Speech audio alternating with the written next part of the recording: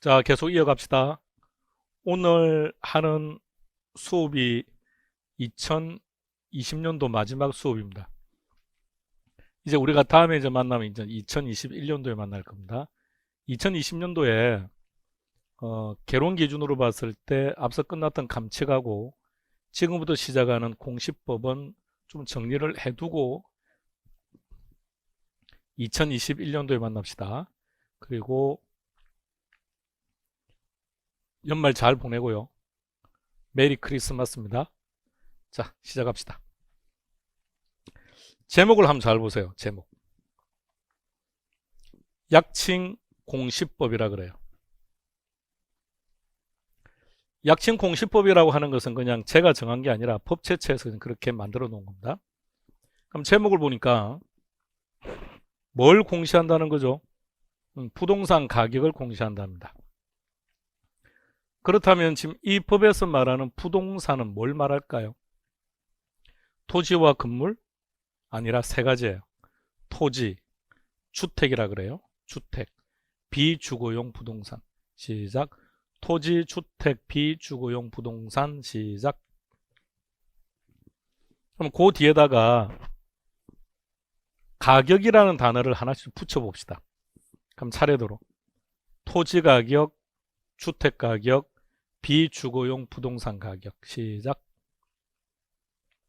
갑시다. 그러면 자, 공시대상 우리가 세 가지라 그랬죠. 세 가지 열거합니다. 시작. 토지 가격, 주택 가격, 비주거용 부동산 가격. 자, 지금 여러분들에게 여기 표를 하나 그려 드릴 거예요. 그런데 우리 교과서는 150페이지입니다. 근데 우리 교과서 150페이지부터는 그냥 한번 쭉 참고로 한번 보시고요. 이 페이지의 모든 그림을 그리려고 하다 보니 작년 같은 경우는 한 페이지에 모든 그림을 그렸었는데 그러니까 글자가 너무 작아요. 여러분들 보시기 좀 불편해서 지금 3개 페이지로 나누어서 지금 정리했습니다. 수포기가 놓으면 거기에는 한 페이지로 나와 있을 거예요. 그래서 첫 번째, 여기에 그리는 이 그림이 머릿속에 그대로 들어가 있어야 됩니다. 자, 세 가지 구분하고요. 토지는 다시 두 가지로 구분합니다. 표준지 공시지가와 개별 공시지가입니다. 구분하세요. 주택도 두 가지로 구분하는데 주택은 먼저 단독주택과 공동주택을 구분해서 다시 넘어갈 겁니다. 주택은 두 가지, 단독주택과 공동주택입니다. 단독주택은 다시 표준주택가격과 개별주택가격인데 이게 최근 10년 동안 6번 출제되었던 문제입니다.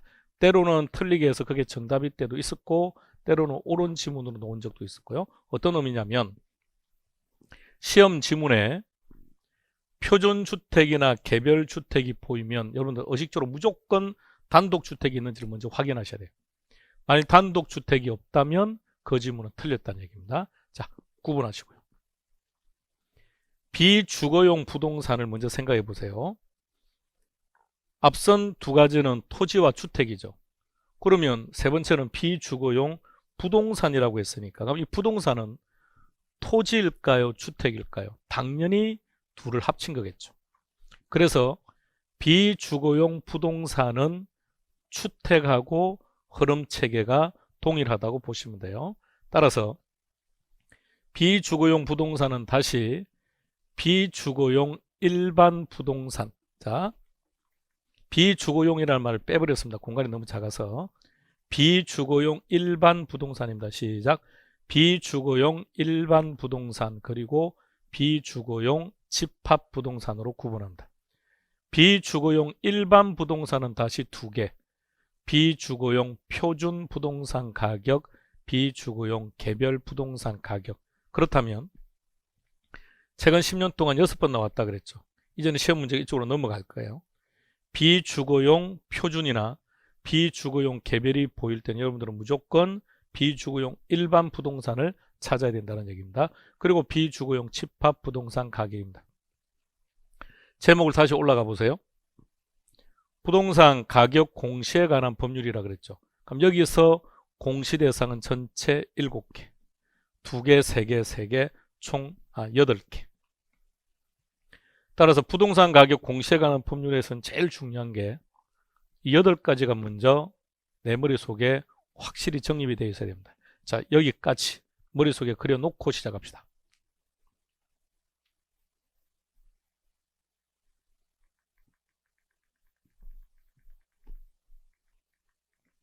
자, 칠판에 집중해 주세요. 칠판에 집중합니다. 지금 이 시간에 끝내야 됩니다. 우리가 함께 할 때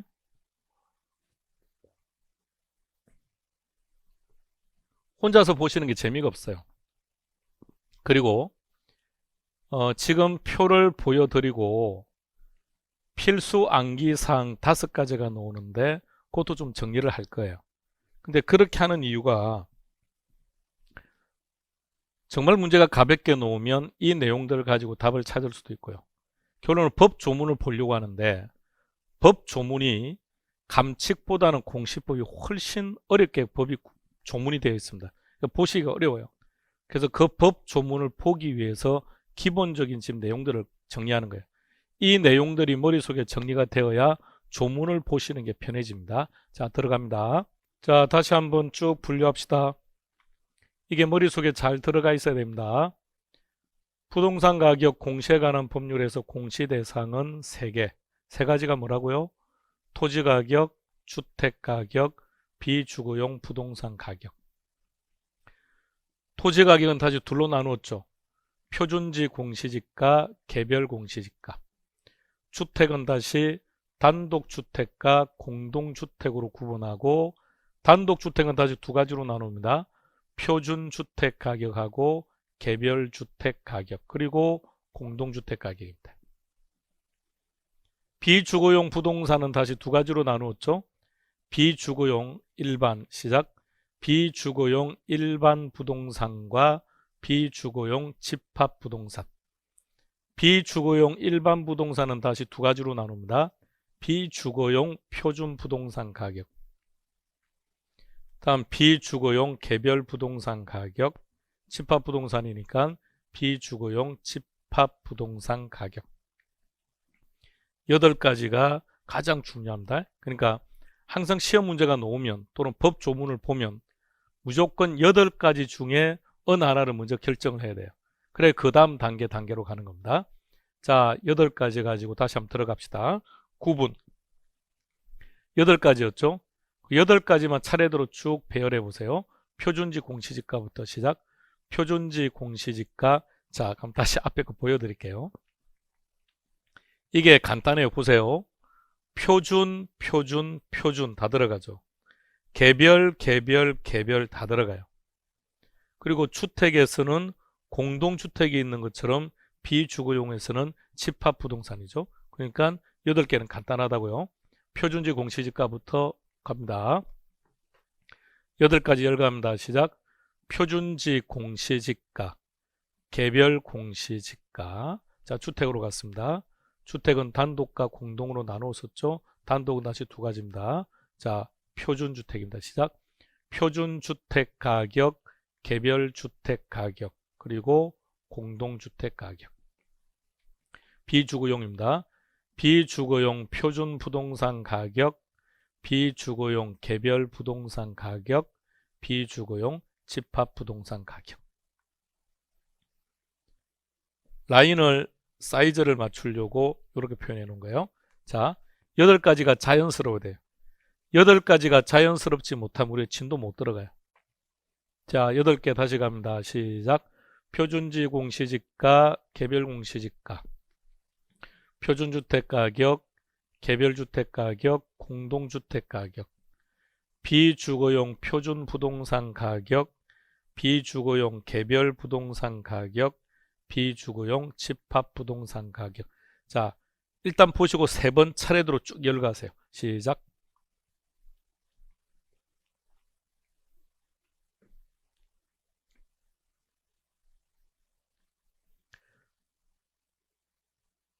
이 8가지 가격에 대해서 정부가 공시를 한다는 거죠. 그럼 누가 공시하느냐? 공시 주체입니다. 자, 여기서 개별자 붙는 게 3개 있습니다. 개별자 붙는 3가지를 선택해 보세요. 개별 공시지가, 개별 주택 가격, 비주거용 개별 부동산 가격 세 가지 찾았습니까? 그래서 세 가지 개별자 붙는 세 가지의 공시 주체는 시장, 군수 또는 구청장입니다. 나머지는 공이다 국장입니다. 이렇게 설명하는 대로 기억하셔야 돼요. 다음 공시 기준 1이 있습니다. 제목 시작. 공시 기준 1. 공시 기준 1은 무조건 1월 1일입니다. 무조건 1월 1일이고 공시 1이 다른 거죠. 자, 의미를 한번 잘 생각해 봐요. 공시 1이라는 것은 정부가 조사하고 분석해서 가격을 결정했죠. 이 가격을 국민들에게 알리는 거죠. 그게 공시 1이고, 그러면 어느 날짜에 공시를 하든 그럼 그 가격은 어느 날짜 기준으로 그 가격이 결정되었느냐, 그것이 공시 기준 1. 8가지 모두 다 공시 기준 1은 무조건 1월 1일입니다. 공시 기준 1은 1월 1일이고 공시 1이 달라요. 자, 공시 1로 갑니다. 개별 주택, 개별 공시지가를 찾으세요. 개별 공시지가. 개별 공시지가 제일 중요해요. 여러분들 지금 이번 달, 그러니까 2020년 12월 달에 고지된 의료보험을 한번 보세요. 의료보험. 의료보험이 지금 많이 올라갔을 거예요. 많이 올라갔죠. 왜 많이 올라갔을까요? 재산세가 많이 올라서 그래요. 재산이 많아졌기 때문에. 근데 그 재산세를 결정하는 게 뭐냐? 개별 공시지가예요. 그러면 개별 공시지가가 업되면 재산세도 많이 납부를 해야 되지만 의료보험비도 많이 납부를 해야 돼요.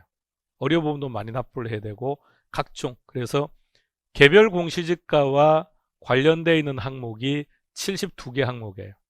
그래서 이제 개별 공시지가를 공시하면, 자, 잘 생각해 봐요.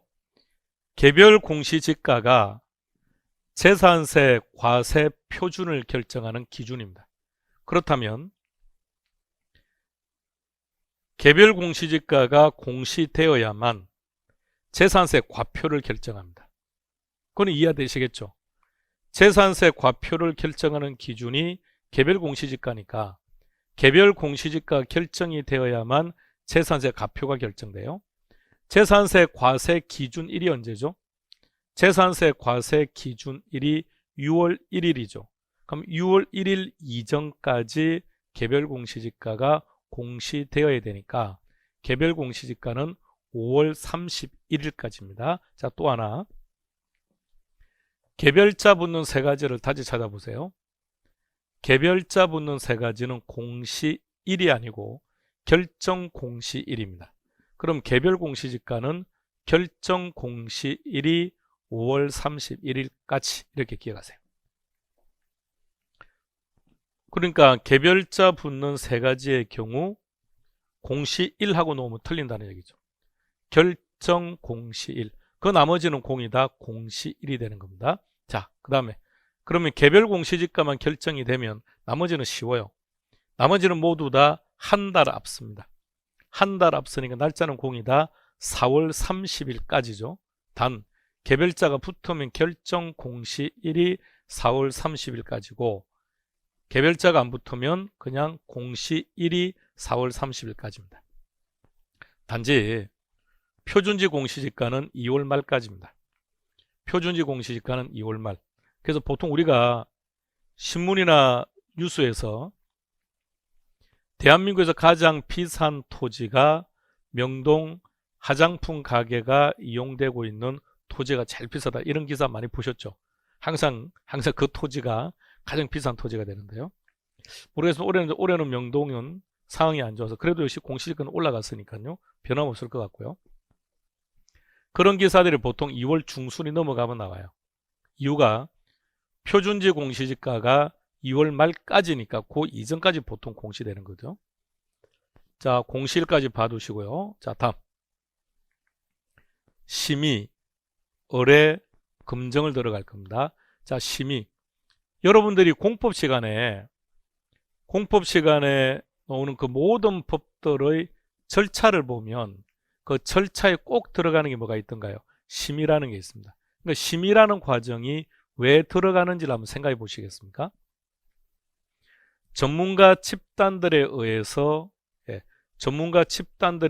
평가를 하던 감정평가에 있어서는, 그리고 공법에 관련된 부분에 있어서 전문가 집단에 의해서 그러한 결정을 내렸다고 하더라도 또 다른 전문가들에게 심의를 거쳐야만 그 결과가 보다 더 객관성 확보가 될 수 있다는 거죠. 그래서 심의를 거치라는 겁니다.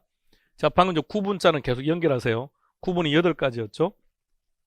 첫 번째, 표준지 공시지가죠. 표준지 공시지가는 누구의 심의를 거치느냐? 중앙부동산가격공시위원회입니다. 말이 길죠. 이 법은 사법입니까? 공법입니까? 공법이죠. 공법의 특징이 지저분하죠. 그 지저분한 거예요. 자, 근데 제목을 잘 보세요. 제목. 이 법의 제목을. 부동산 가격 공시죠. 그 단어 그대로 들어가 있습니다. 부동산 가격 공시. 단 위원회라는 단어만 붙은 거죠. 앞에 중앙자만 붙은 거예요. 그래서 중앙 부동산 가격 공시 위원회의 심의를 거친다라고 되어 있습니다. 그런데 두 번째, 토지는 두 번째가 개별 공시지가죠. 그럼 개별 공시지가는 누구의 심의를 거치느냐? 시군구. 뭐라고요? 시군구 부동산 가격 공시위원회입니다.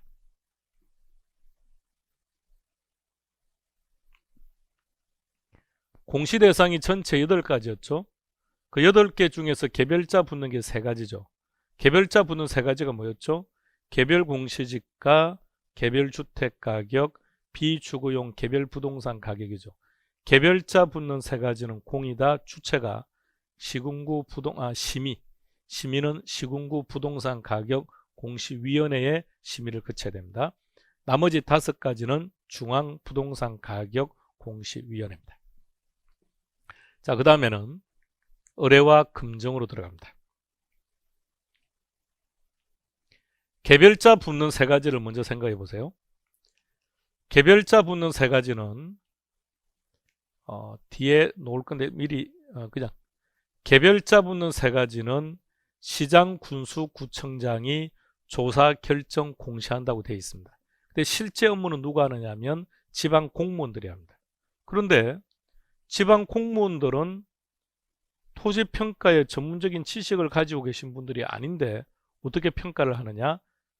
토지가격 비준표라는 표가 하나 있습니다. 이 표하고 계산기 들고 현장 나가서 두들기기만 하면 답이 나와요. 따라서 개별 공시지가 누가 조사 결정 공시한다고요? 지방 공무원들이에요. 근데 이분들은 전문가가 아니죠. 전문가의 평가 행위가 아니기 때문에 다른 전문가들의 검증을 받으라는 얘기입니다. 그럼 따라서 공시 대상 8개 중에 개별자가 붙는 3가지는 검증을 받도록 되어 있습니다. 그럼 나머지 5개. 나머지 5가지는 국장이 조사 결정 공시하죠. 근데 실제 업무는 누가 하느냐면 감정평가사들이 합니다. 감정평가사들은 평가 행위의 전문가죠. 그러면 전문가의 전문적인 행위를 또 다른 전문가들에게 검증받으라. 그거는 너무 잔혹하죠. 가혹하죠. 그죠? 자, 그래서 어떻게 하느냐면 전문가의 행위는 다른 전문가에게 의뢰를 하고 공무원들은 전문가가 아니니까 검증받으라고 되어 있는 거예요. 5가지는 공이다. 의뢰를 하는 겁니다. 자, 이거부터 먼저 구분하세요. 자, 다시 3가지 제목을 기억해 보세요. 심의, 의뢰, 검증. 그런데 심의는 8개 모두 다 심의라는 과정을 거치기 때문에 시험 지문에 심의라는 단어가 나오면 그 자체는 문제 삼을 필요 없다는 거죠. 단지 누구에게 심의를 거치는지만 확실히 보면 되겠죠. 개별자가 붙는 3가지였다면 누구에게? 그렇죠. 시군구 부동산 가격 공시위원회에 심의를 거쳐야 되고, 반면에 개별자가 안 붙는 5가지는 중앙 부동산 가격 공시위원회. 자, 그 다음 의뢰할 거냐 검증할 거냐는 구분해야 돼요. 그러니까 다시 말해서 시험 지문에 의뢰가 나오면 혹시 이게 검증이 아닐까 이것도 판단해야 된다는 얘기죠. 그럼 어떻게 하느냐? 개별자가 붙은 3가지라면 검증을 받아야 되고 개별자가 안 붙은 나머지 5가지라면 뭐 한다고요? 오케이. 의뢰를 한다는 겁니다. 자, 그런데 누구에게 의뢰를 하느냐는 것은 똑같아요. 자, 위에 2가지는 토지죠. 표준지 공시지가이든 개별 공시지가는 둘 다 토지죠. 토지는 감정평가 법인 등에 의뢰를 하거나 검증을 받습니다. 반면에 아래 3가지는 주택이죠. 주택. 자, 주택은 한국감정원이 이제 용어를 바꿨죠. 그죠? 부동산원으로. 그래서 이렇게요. 한국부동산원. 종전에 이제 한국감정원인데 한국감정원을 이름을 바꾸었어요. 한국부동산원 이렇게. 그래서 주택은 다 한국부동산원입니다. 한국이라는 단어에다 갈로를 묶어놓은 이유가 조문이 그렇게 되어 있습니다. 그러니까 시험에서는 2가지로 나오죠. 한국부동산원 이렇게 나올 수도 있고 아니면 그냥 부동산원이 나올 수도 있고요. 자, 다시 갑니다. 의뢰를 할 거냐 검증을 받을 거냐는 것은 구분해야 됩니다.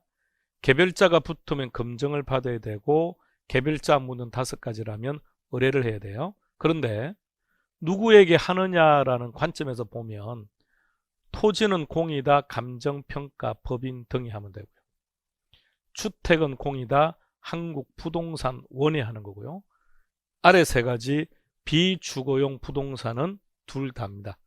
감정평가 법인 또는 한국부동산원입니다. 똑같아요. 지금 이게 라인을 아시겠죠? 그러니까 2번째 같은 경우는 개별자 검증받는다는 얘기입니다. 자, 여기까지. 자, 첫 번째 전체 우리 공시법 전체적인 법 조문을 하나의 표로서 일단 전체를 좀 정리해 드렸습니다. 자, 그 다음에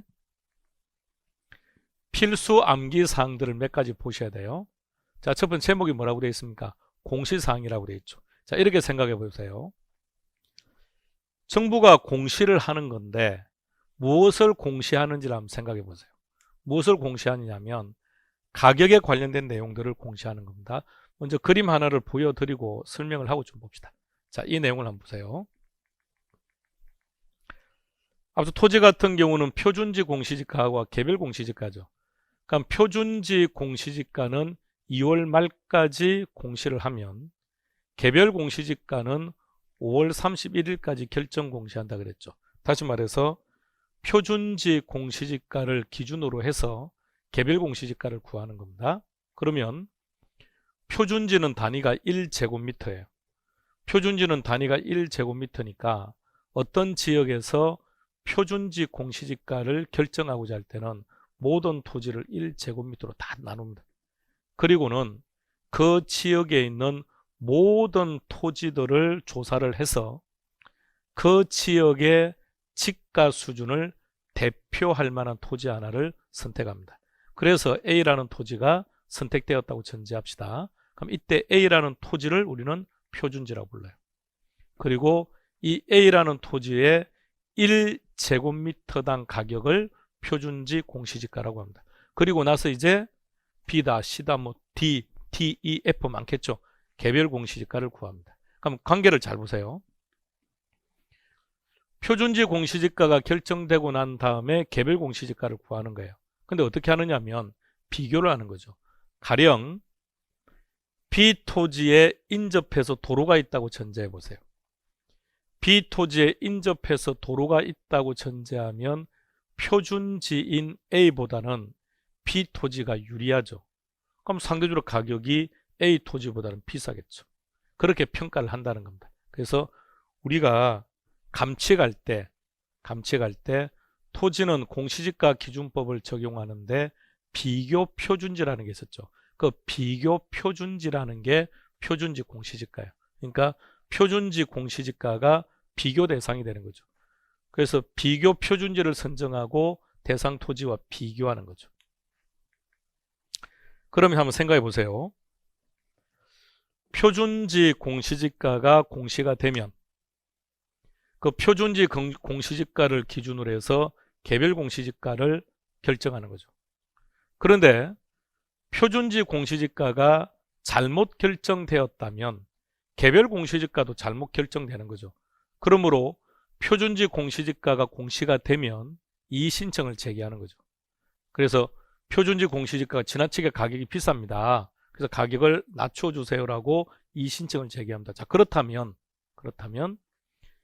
일반 국민들이 또는 그 지역에 사는 주민들이 어떤 토지가 표준지인지를 알아야죠. 그 첫 번째, 표준지의 지번을 공시하는 겁니다. 두 번째, 가격이 얼마인지 알아야죠. 근데 표준지는 단위가 뭐라고 했습니까? 1제곱미터입니다. 따라서 반드시 표준지 단위 면적당 가격입니다. 그냥 가격이라고 놓으면 틀립니다. 자, 세 번째, 표준지의 면적과 형상인데 면적이 아무리 크다고 하더라도 생긴 모양이 부정형이라면 가령 A라는 토지보다는 딱 봐도 B라는 토지가 면적은 크겠네요. 그런데 B라는 토지는 생긴 모양이 부정형이라 이용가치가 많이 떨어집니다. 그러면 어느 게 비쌀까요? A가 비싸겠죠. 따라서 면적과 형상.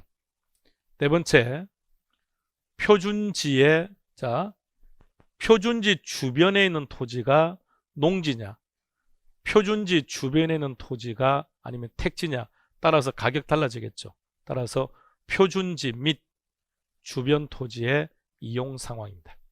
자, 네 번째를 잘 보세요. 네 번째는 두 가지를 합쳐 놓은 거예요. 다시 나누어 보세요. 나누면 어떻게 되죠? 표준지 이용 상황 그리고 표준지 주변 토지의 이용 상황입니다. 다섯 번째는 지목, 다음에 용도 지역, 도로 상황 이런 것들입니다. 우리 조문에 딱 이렇게 되겠습니다. 근데 다섯 가지 공시사항을 잘 보세요. 그러니까 일반인들이 정부가 이것을 공시를 해주면 A라는 토지가 단위 면적당 15,000원 하구나. 그러면 저 토지라면 15,000원 정도는 충분히 내 인정할 수 있어. 이러면 이제 이의신청을 안 하는 거죠. 근데 저 토지가 15,000원이야? 이거 비싼데? 그럼 이의신청을 제기하겠죠. 따라서 공시된 정보들의 공통점은 지가와 관련된 정보들이에요. 저런 정보들이 제공되면 주민들이 그 정보들을 보고 이 토지라면 이 정도의 조건을 가지고 있으니까 그렇다면 단위당 15,000원 정도는 인정할 수 있을 것 같다. 이렇게 결정하는 겁니다. 자, 공시사항 들어가 보겠습니다. 표준지 공시지가 공시사항 단골 메뉴입니다. 한 문제로 출제된 적도 있었고 지문 하나로 출제되는 빈도도 높고요. 자, 들어갑니다. 표준지 공시지가 공시사항 5가지였죠. 첫 번째, 표준지의 지번. 두 번째, 단위 면적당 가격이었죠. 세 번째는요, 표준지의 면적 그리고 형상. 표준지의 면적 및 형상. 네 번째는 표준지 및 주변 토지의 이용 상황. 다섯 번째는 뭐가 있다고요? 지목, 용도지역. 용도지역 그러면 공부 시간에 공부했던 거 기억나죠? 이제 주거지역이냐 아니면 산림 상업지역이냐 이런 것들입니다. 그리고 도로 상황. 입력하셔야 됩니다. 자, 10초 드리겠습니다. 입력하세요. 표준지 공시지가 공시사항은 암기하셔야 되고요. 반면에 표준주택은 암기를 하면 안 돼요. 둘 다 암기를 해버리면 결론 답을 못 찾아요. 왜? 섞어버리기 때문에. 그래서 표준지 공시지가는 암기하셔야 되고 표준주택은 비교하셔야 돼요. 자, 표준지 공시지가와 표준주택 공시사항 중에 같은 거 딱 하나 있습니다. 1번요. 첫 번째는 같아요. 네, 지번입니다. 두 번째, 표준지 공시지가는 단위 면적당 가격인데 표준주택은 그냥 가격이에요. 주택을 전제해봐요. 주택은 1제곱미터당은 말이 안 되지 않습니까? 그래서 5억 8,600만 원 한다 이렇게 표준주택 가격이죠. 자, 세 번째도 달라요. 세 번째를 잘 보세요. 표준지를 먼저 보세요. 표준지의 면적이죠. 여기는 표준주택의 면적이 아니고 표준주택의 대지 면적 및 형상입니다. 네 번째, 이제는 주택에 대한 내용이 나옵니다. 표준주택의 용도, 연면적, 구조, 그리고 사용 승인일, 임시 사용 승인일도 포함합니다. 그리고 말입니다. 이게 뭐 승인인이다 이런 말들이 많아요. 뭐 건축 허가일도 있고 뭐가 많아요. 아무것도 안 들어갑니다. 딱 하나만 들어갑니다. 사용 승인 1만 들어갑니다. 5번은 똑같아요. 표준지 공시지가 공지사항은 암기하셔야 되고 표준주택은 비교하는 겁니다. 자, 기출문제 하나 풀어볼게요. 답 찾아봅니다.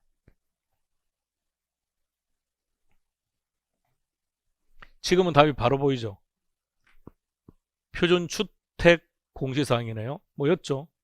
첫 번째가 지번. 두 번째는요? 지번. 두 번째가 가격이었죠. 세 번째는 표준주택의 대지 면적 및 형상이었고요. 네 번째는 뭐가 있던가요? 용도, 연면적, 사용 승인일 이런 것들이죠. 답은 2번 됩니다. 그래서 이제 이런 문제를 만났을 때가 수험생 입장은 제일 유리합니다. 왜? 간단하게 답을 찾을 수 있으니까. 그럼 전제는 되어야죠. 이런 것들을 암기하고 있을 때만 가능한 거죠. 그러니까 암기하고 있다라고 전제한다면 가볍게 맞출 수 있는 거죠. 이런 것들이 가장 기본적인 내용입니다. 그래서 첫 번째, 공시법 전체를 볼 수 있는 그림을 먼저 하나 보여드렸고요. 두 번째는 이제 필수 암기사항 5가지를 정리하는 겁니다. 이것을 가지고 조문을 봐야 조문이 쉽게 보일 겁니다. 자, 여기까지 하고 쉬었다 가겠습니다. 화장실 다녀오시죠.